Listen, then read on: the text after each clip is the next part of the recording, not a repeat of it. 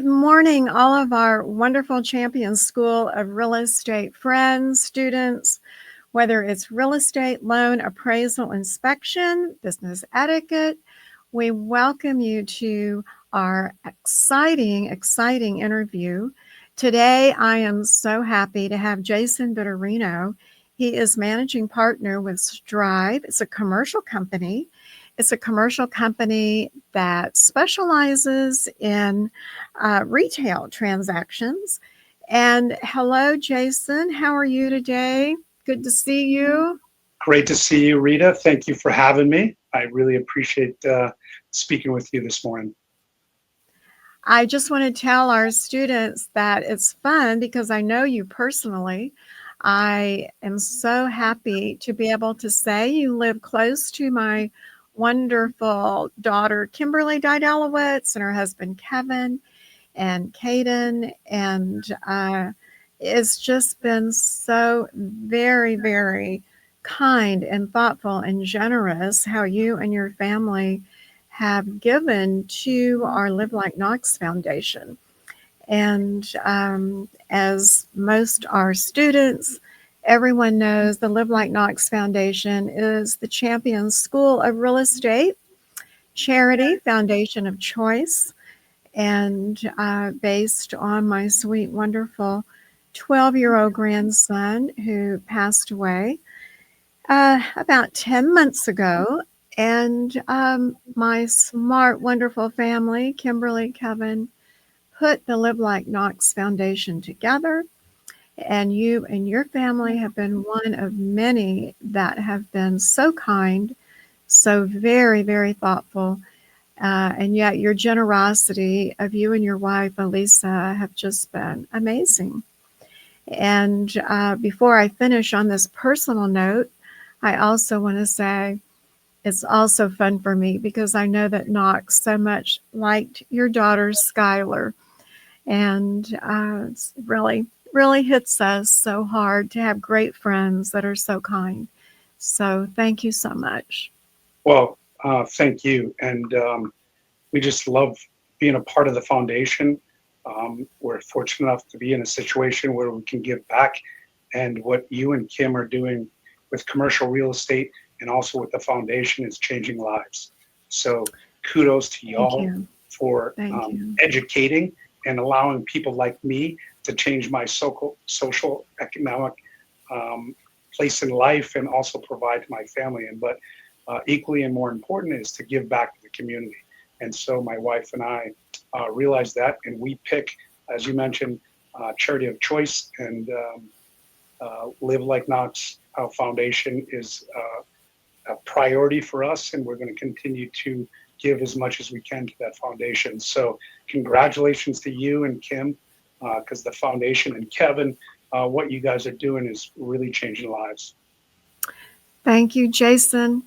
We are going to talk about this wonderful stewardman's actual business that he does.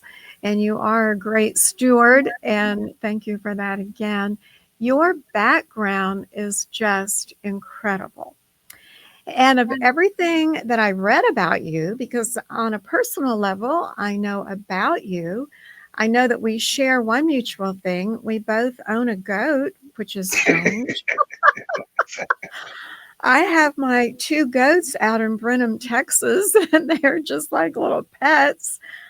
I know you as well have a couple of goats. So we're going to kick this off really randomly. Why did you get a goat? That's a good question. And so we were at a charity event, and we bought a like Dude Ranch type charity auction item, and we brought our family down to the hill country, and we had a beautiful time there, and we were riding horses with her. I have 3 kids, and so we were riding horses and feeding cattle, and there was a goat pen, and my kids loved the goats, and they were like, we need to get a goat. And I said, no way, absolutely not are we gonna go. I'm from Boston, I'm a city kid, I'm not used to dogs. I have 3 dogs, now I have 2 goats. Like, it's getting out of control. But my wife and I had a glass of wine, a glass turned to two or three, and all of a sudden I thought it was the greatest idea to get goats. So here I am with two goats in Frisco, Texas. Um, I made a deal with my kids. I said, okay, if we get the goats, I get the name on it.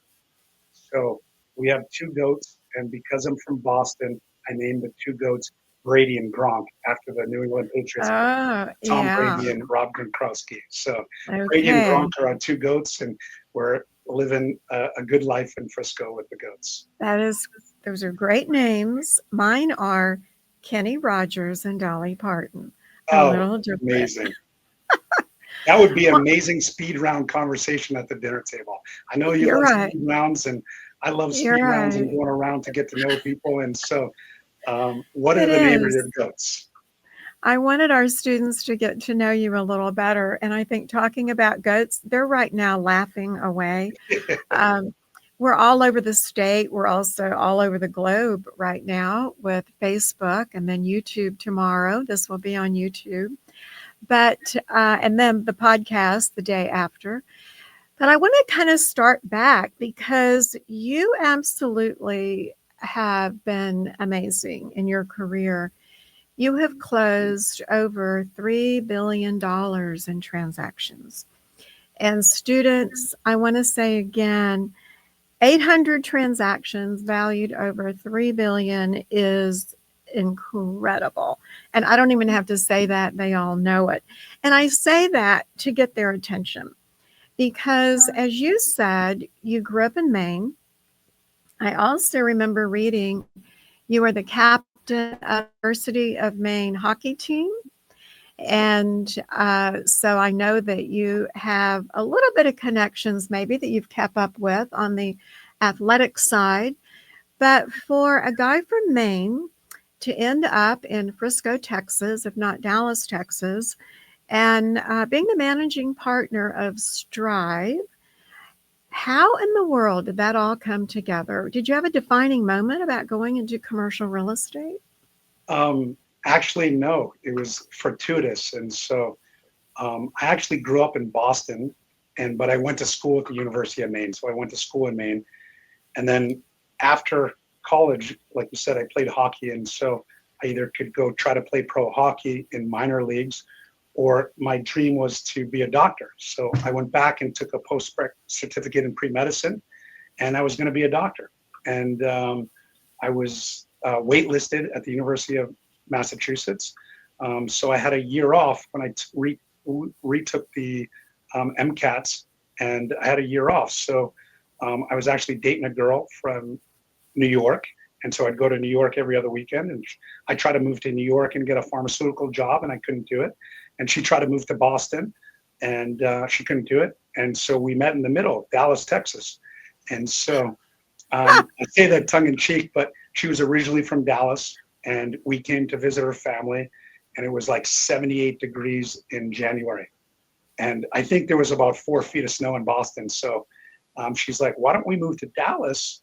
And, I can move my job there, and you can, get a job there and then go to medical school after. And I said, that's a good thinking. I can get residency in Texas, have residency in Massachusetts, apply to a couple different schools, and hopefully go to medical school. Well, her parents dabbled in real estate, and they were selling a property with a commercial real estate firm in Dallas.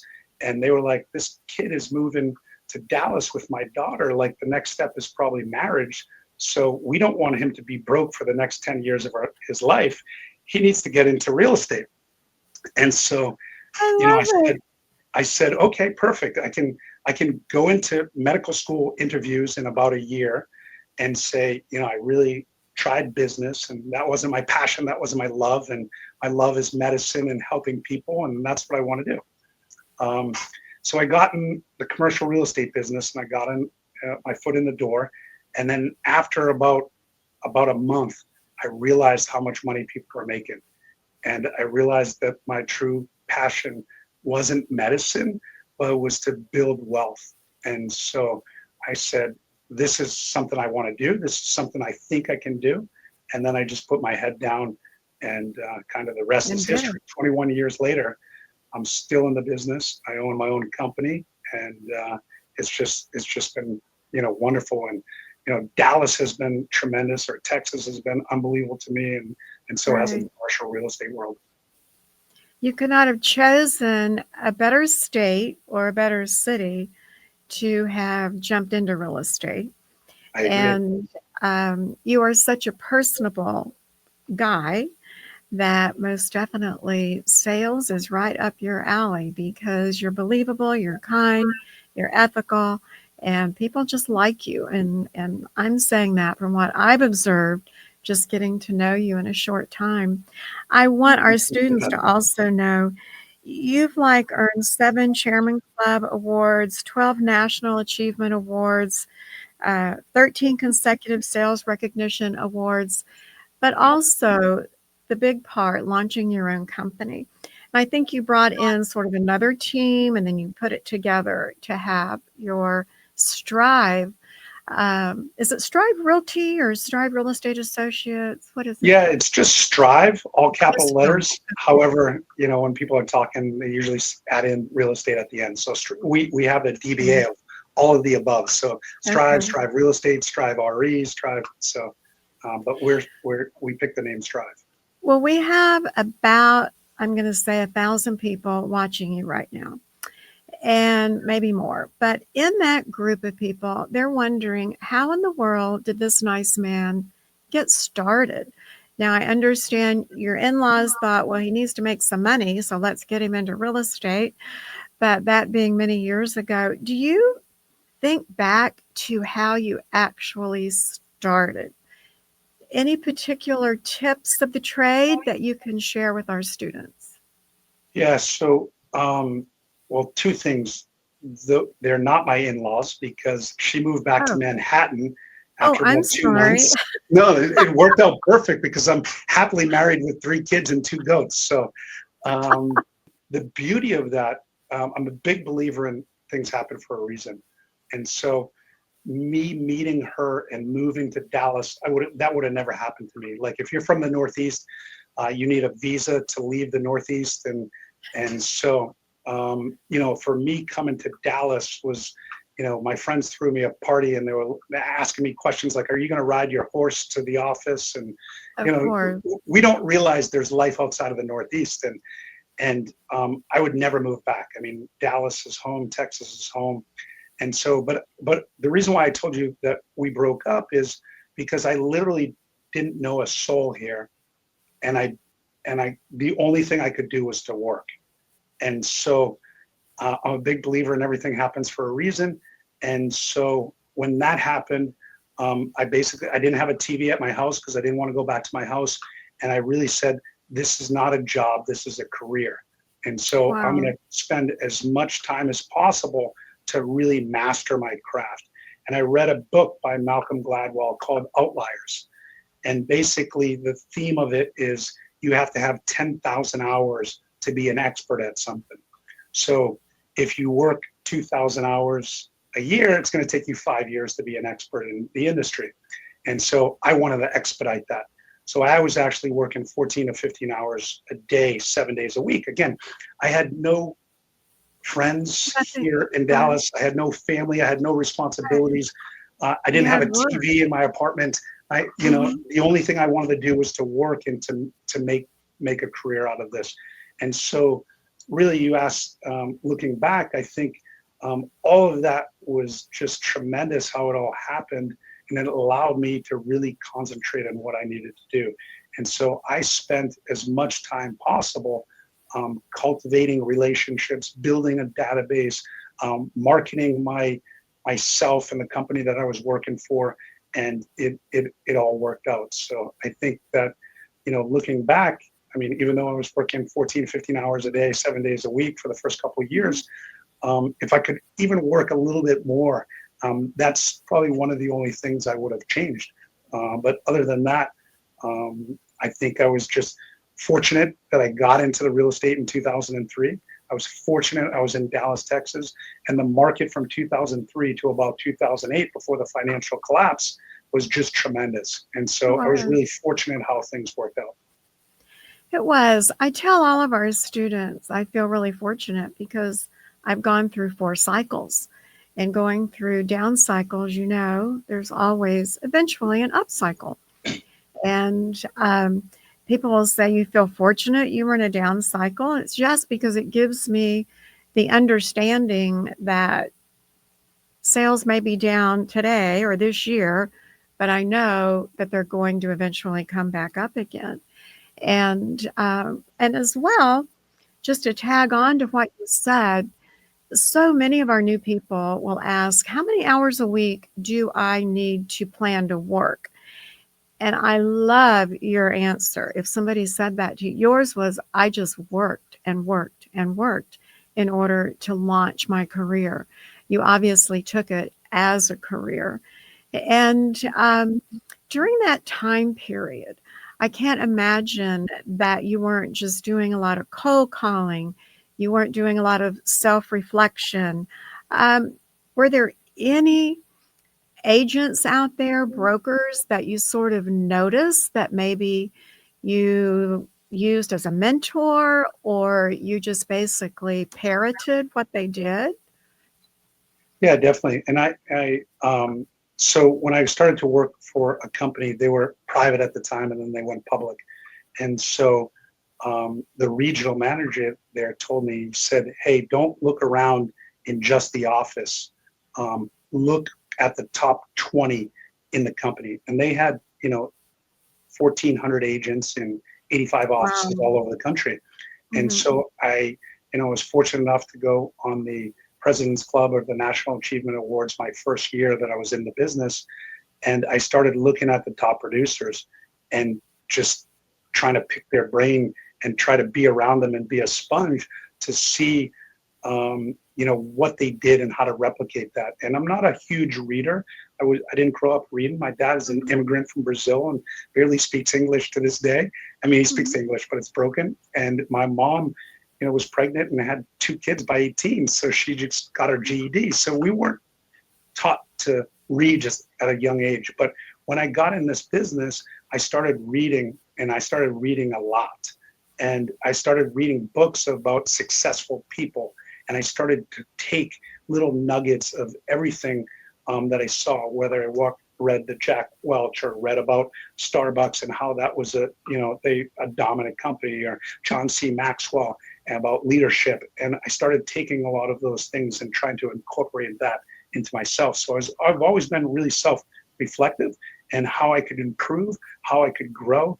And so I learned from the top people, but not just, we're selling real estate. We're just selling one product. And to be successful at anything, there's a lot of characteristics that are the same no matter what you're selling. And I say Mary Kay sells um, makeup, and we sell commercial real estate, but really we're selling our company and our services. We're in the service industry. So I try to learn as much as I possibly can, surround myself with high level people, whether it's on a personal level or whether it's on a business level. And I try to incorporate the great things of them into myself, as well as exclude some things that maybe I don't agree with, or I don't like. So I've been really fortunate that I was led in the right direction in that, and I've always looked at other people and try to incorporate their great qualities. Well, Jason, you were fortunate that you were led in that direction, but most definitely your own inner strength and direction and working and watching and listening and reading, all of that is exactly what a successful entrepreneur needs to do, has to do, wants to do. And I want our students to make sure, because they're trying to write things down, but I want to remind them, look at the YouTube. It'll be launched tomorrow. Look at the YouTube, write down the names of these authors, because their books never, ever, ever go out of style. They are leadership books. They are how to be your best books, how to network, how to be great in sales. And literally, starting out in my business for Champion School of Real Estate, growing it, I told my two daughters, I will be working 7 days a week, day and night. And that's what I did, teaching, teaching, teaching, to grow our school not only to the largest in Texas, but the USA. And It was, if you understand I have to do this on the front end, then later we will benefit from all of that time, effort, energy. And your commitment is exceptional. And your commitment says so much about who you are. You're very self driven. And yes, students, please, please read great books that are motivational books. Read great books on how to have a business plan and follow through and just be persistent, persistent, persistent. What happened in your career that you decided to go out on your own and put your own company together? So about 8 years ago, um, probably a little bit, I started my company 8 years ago. So probably about 10 years ago, I mean, I was doing a lot of transactions. I was making a lot of money, but I wasn't totally fulfilled. And so there was something that was just bothering me, and I wasn't totally happy with where I was at the time, even though it was the path of least resistance. And so, but I self-reflected with, obviously myself, but also with my wife, and we talked about, you know, different aspects of life and what we wanted to do next. And so I just realized that, I wanted to build a company. And so again, reading books and studying, very famous people or rich people, they own two things. They own companies and they own real estate. And so I started to buy real estate myself on a personal level, even though I'm a broker. Mhm. And then I wanted to own a company as well. So the next chapter was to build my company. And like you said, it's a lot of sacrifice, it's a lot of work, but it's extremely rewarding. And giving back to others. Now we have 35 agents. We're in Dallas. We're in Houston. We just opened an office in Newport Beach, California.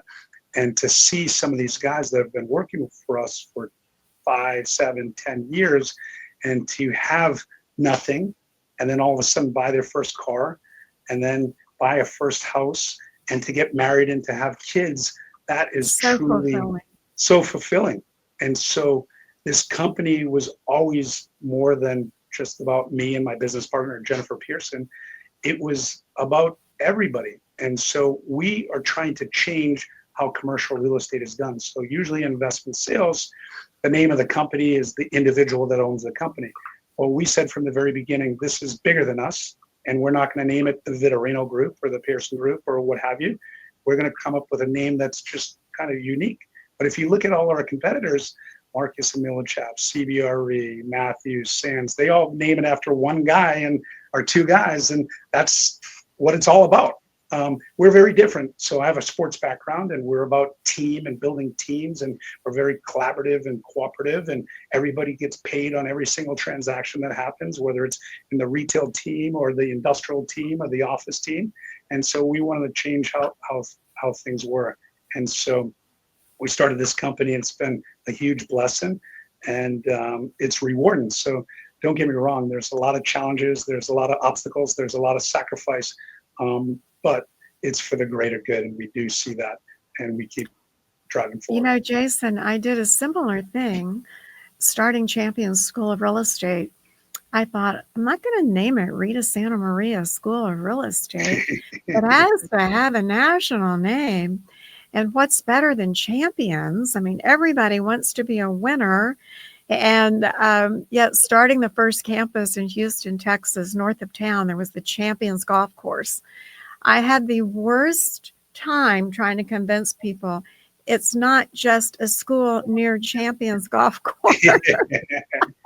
It's a school It's for all champions. over. It's a school for champions. Of course, that situation ended way long ago, and everybody knows it as champions. They want to be a winner. And I love your thought processes were the same, not the Jason Vitorino real estate company. I want to ask you, looking on your website, which I loved going and perusing through it, um, and knowing that you have a niche, how did the niche come with retail sales? Most of the buildings I saw, of which you have many listings, fantastic sales, but they're mostly retail. How did that niche come together? So again, I moved here and I was going to go to medical school, so I had no clue. So um, a friend of mine in Boston, he was successful, and he said, "Tell everybody you want to be a tenant rep broker." And I said, "Okay, I want to be a tenant rep broker." I'm a very coachable guy, so if you tell me something and I believe you, I'm just going to replicate that. And so I came to a company, Marcus and Millichap, and I got an interview, and I said, "Hey, I just need an opportunity. I want to be the best tenant rep broker." Um, and again, a guy in Boston told me tenant rep is where to go. So I told him I want to be a tenant rep broker. And long story short, the company doesn't even do tenant rep, and they hired me and they gave me an opportunity.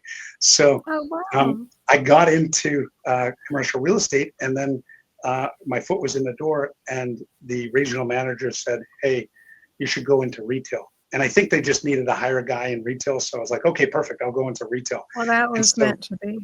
yeah, I'm a big believer that things happen for a reason. I mean, obviously, it's not all luck. You have to create your luck. For me to go on a whim and fly to Dallas and come in here, I took chances, I took risk, and it paid off. Absolutely. But so somebody told me to go into retail, and it actually made the most sense to me because I understood it. And I understood it pretty quick, and I started to really enjoy it. And in being in Texas, it's like Christmas every day. Looking around, there's retail everywhere. So there's just this the land of opportunity, and I was just fortunate that somebody told me to go into retail. I'm going to ask you if you would be so kind to explain to our new students listening. When you say that you're a tenant rep in retail, can you give them sort of a bird's eye view of exactly what it means so that they have a good idea of the difference in different commercial specialties? Definitely. So there's a number of different verticals, a number of different segments in commercial real estate. So you can go on the finance side, you can be in the investment sales side, you can be in the leasing side. There's so many different avenues to go. What I got into from the very beginning and what we do now is just strictly investment sales. So we represent buyers and sellers, developers here locally, and put buyers and sellers together. And so we sell retail shopping centers. We sell single tenant properties like Chick-fil-A's and Walgreens and dollar stores. We sell office buildings. We don't really sell high-rise stuff, but we have in the past, but more kind of garden office buildings. We sell industrial buildings, and we just got into multifamily. So when I said I wanted to be a tenant rep broker, they didn't do that. So I'm not a tenant rep broker. I'm an investment sales broker. So I was fortunate they still hired me, even though I had no clue what I was talking about and what I was doing. But again, I was a sponge in the beginning. I was very coachable. And when somebody told me to do something, I would do it. And I basically said, I'll outwork everybody. And that's what I did from the very beginning. So we're investment sales brokers. We represent developers of shopping centers, single tenant properties, office and industrial buildings. And we put buyers and sellers together in commercial property. So really we're selling the income stream that comes off of commercial real Mhm. estate in those four major food groups. That's very informative because we talk about words like you just said, oh, this is what I want to be, and you really didn't know what it was. Yeah, But in the classroom, we tend to do the same. And then it's like, okay, now we need to actually explain what we're talking about. And there's so many different avenues of commercial real estate and industrial real estate and office. So in our commercial real estate courses, we go through each of those different specialties and really define what they are. So I'm just going to say to our students that are watching today, if you believe you have an interest in commercial, be sure and take either our 30-hour commercial class or our commercial CE class, and you'll get a much better understanding of all the different inroads that are involved in commercial. And as in any real estate company brand, you've got to advertise yourself. So, how does the Strive group advertise Strive, Jason? um, we're trying to figure that out. And so as technology changes, there's different avenues. So I remember going to the office at 2 o'clock in the morning and typing in one by one fax machines so I could fax. And a lot of your students probably don't even know what a fax machine is anymore, right? Exactly. And I so, do. and so I was literally faxing hundreds of um, Flyers. flyers to different clients. And so that's how I started. And then email came about, and then everybody's inundated with emails. So you got to try just different ways. So we do third-party websites.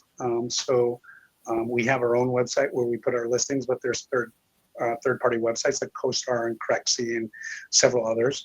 We market that way. We used to send out postcards a lot to mailboxes, and that seems to be back in flavor again because email doesn't work as much. Isn't that Um, strange? yeah, it's unbelievable. Yeah. So we do all the avenues that we can think of, but really, we do symposiums. So we have a symposium in Houston, and we have one in Dallas, where there's 300 to 400 people that go to just to tell them the state of the market and what's going on. So that's really our brand and who we are, right? So everything Absolutely. represents who we are and what we do, whether we're putting a package together, a meeting with somebody, or on a podcast similar to this. Everything is a brand and marketing of our firm. So we're always trying to, be out there in the public. But the one thing that we do, and we've always done, and it's really our bread and butter, is cold call. And so we make a lot of calls to people that own commercial real estate here in Texas. So we're always talking to owners. There's 35 of us now. And so we have every single commercial property and all the ownership in our database, our proprietary database. And we constantly pick up the phone and meet with people. And really, everybody tries to make this more complicated than really what it is. But somebody taught me from the very beginning, if I do 4 things and I do them very well, I could have some success. And I need to drive my territory. So physically drive and see things. Now, Google Maps and everything with technology makes it a lot easier, but I was literally driving, taking pictures of every commercial property in Dallas-Fort Worth, and then coming back and building my database. So number 2 is databasing, right? I have to research the owners, the people's cell phone numbers, their email addresses to somehow get to them to have a meeting. So if I drive, database, call, and set meetings, I'll be successful. And if I do those 4 things and I do those every day, then I can have success in the long run. And so even though we're marketing and doing all the avenues, we're really old school, and we like to meet with people, and we like to be face to face. And I think people really figure out who you are as a person. And when you're able to spend 15 minutes of their time telling them what you do, how you do it, and how you can help them. And really that's what our number 1 feature is. Those are really useful, wonderful nuggets that I know our students were writing down. And again, I know they're going to want to follow it up, listen to our podcast, Spotify, listen to it on Alexa. Write all these points down, students, because you're hearing from a highly, highly, highly successful gentleman, and he's telling you what he did. And it boils down to time, being consistent, and just doing it. I know there are major commercial companies that say, okay, well, your first year, we're going to put you in this little office and you're just cold calling all day long, because cold calling works. It's not fun, but they do that. You do that because it works. And we all need to not be fearful of rejection, and just know that cold calling, eventually you get a yes. Once you get it, you're like, okay, this does work. And just don't be fearful. I know that you have listings like in other states. How did that come about? I was looking at listings like in Alabama, Tennessee. How did you get listings in other states? So we really concentrate on Texas and the Mhm. surrounding states. So we really are Texas, Oklahoma, Arkansas, and Louisiana. And we do a majority of our transactions here.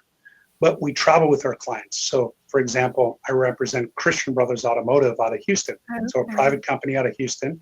I think it's across the highway from your school in Houston, and Yeah. one of their locations. But it was a cold call that happened in 2004, 2005. I met with Mark Carr, who's the president and CEO at the time. and he had about 20 something locations, and we asked if he would consider selling some commercial real estate.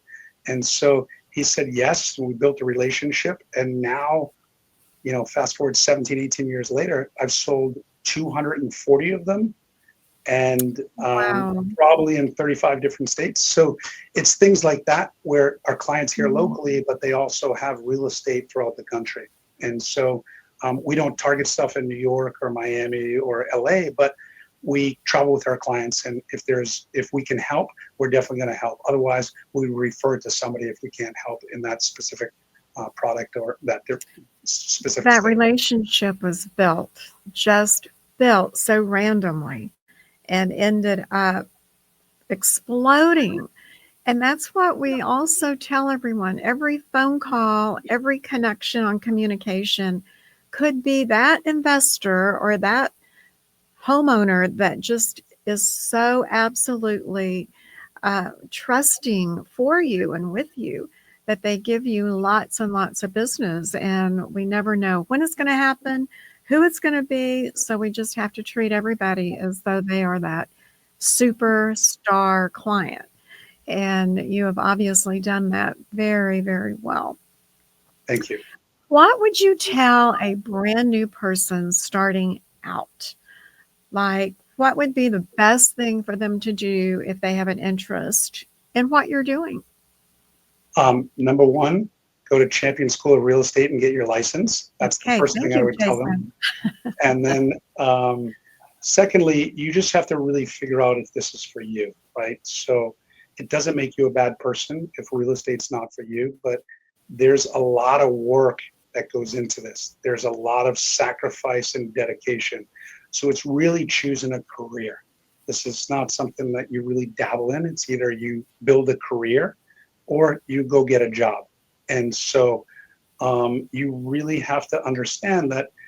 And like, it doesn't matter when you're in real estate or something else, there's a lot of sacrifice, and you have to really Exactly. dive deep into it and be able to put in countless hours in the business. So if it's not your passion, or if you don't like, you know, meeting with people, cold calling. Like, Mhm. everybody thinks commercial real estate's the most glamorous thing. Well, there's a lot of things that are not so glamorous about it, like cold calling, but it's a means to an end. And so if it's not for you, it's okay. But it's better to figure that out earlier rather than later and spend a lot of time spinning your wheels. So I think just having the dedication, the sacrifice, the commitment to doing things, there's a lot of characteristics. No matter what you do, you'll be successful in, and you just have to realize if this is really your passion, if this is really something that you want to do. Passion is definitely the key word. And I like to add to that, don't give up. So many people get enthused about real estate and come to the classes. They love the classes. They pass their national state exam, and they unfortunately believe right away they're going to start making money. Well, if you graduated from college after 4 years or 6 years, it still is going to take you a little time to start making a good living. So give yourself a couple of years on the front end in order to do that. I have one last question. I could talk with you forever, and yet I have one last question before I thank you for your valuable time today. Is there any advice you would give to your younger self looking back? Any changes that you would have made? Um, Again, I'm a big believer in stuff happens for a reason. So I can go back and say, well, if I didn't play a sport in college, I wouldn't have that experience, but I would have had a different experience in college. So I think everything that I've been through in life has made me who I am today. So I wouldn't change a thing. Um, Maybe the only thing I would is, one, I would have came to Texas a lot earlier. I wish somebody invited me a lot earlier, There because you it's go. a truly amazing place to live. And now I have 3 young kids. It's an incredible place to raise a family. Um, and two, I probably would have started my company a little bit sooner, right? So I started it 8 years ago. I wish I started it a little bit sooner. But again, I think if I started it sooner, maybe it didn't work out or whatever. I think you make choices in life, and you're led in certain directions. And I think I've made a lot of good choices, and I'm really fortunate how things have turned out. So that doesn't necessarily mean I'm perfect, or but I'm a big believer that everything I've done, all the mistakes I've made, have made me who I am today. So I'm really happy and fortunate how things are. And every once in a while, you have to stop and kind of smell the roses. And yes, do I want to be a big national company with 20 offices and 1,000 agents? Yes. So, and I want that to happen quicker, but it's going at its own pace. And again, I don't think I would change anything. But the advice I'd give to people is that it's a lot of commitment, and it's a lot of time. And if you're passionate about it, I would invest the time and invest in yourself. This is about you and about your company, whether you work for Strive or you work for a CBRE, which is a global giant, or what have you. It's about branding you as the individual and yourself. So the more that you can invest in yourself with education at Champions Real Estate, or reading books that you've mentioned in the past, really invest in yourself. And that really doesn't matter if it's commercial real estate or anything in life. Like, I want to be a better husband every day. I want to be a better father. I want to be a better friend. So I try to, and now, like, we used to have to read books. Now you can listen to audio tapes and podcasts. It's unbelievable, the wealth of knowledge that's out there that's for free. And so I would really take the time to invest in yourself and give everything 110%. I think a lot of people are, just cruising along in life.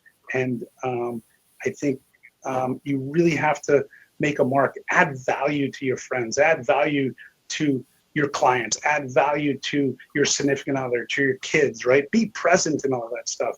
And I'm not the best at it, because a lot of times my kids are saying, put down the phone and let's play soccer or whatever. But I'm doing my best. I'm a work in progress, and I look to get better every day. So, You're really just best. exceptional. You are a genuinely kind, nice, exceptional, hard-working person. And everything that you gave to our students right then is invaluable. Invest in yourself, invest in yourself. And I absolutely cannot thank you enough for all of the wisdom that you've given our students today, and for also being a great supporter of Champions School of Real Estate. And again, giving back to our wonderful Live Like Knox Foundation has been exceptional. So I wish you continued success, Jason Vitorino, with Strive. You absolutely are the epitome of a successful entrepreneur. So students, watch it on YouTube tomorrow, the Champions School of Real Estate YouTube channel. And then the next day it will be on all of your favorite podcast stations. And anyone interested in commercial real estate, the ins, the outs, how to get started, you heard it here today with Jason Vitorino with Strive. So thank you for your business at Champion School of Real Estate. And again, thank you so much, Jason, for being with me today and all of us today. I wish you continued success. Thank you very much. I appreciate it. And congrats on all your success. Thank you so much. Bye, everyone. Thank